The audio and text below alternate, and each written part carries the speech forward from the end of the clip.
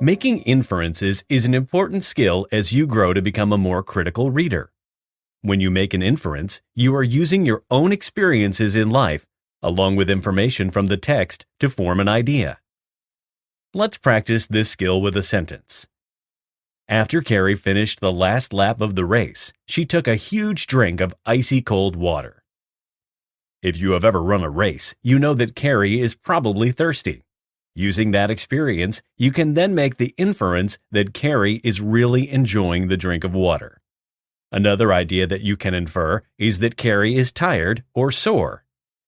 These are all ideas that the author did not state, but you can infer with your own knowledge of running a race. What inference can you make in this example? As Jenny walked into the room, all her friends shouted, "Surprise!"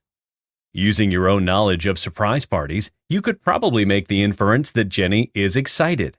You might also infer that she is embarrassed. Remember, to make an inference, use the information the author gives you, along with your own life experiences, to form an idea.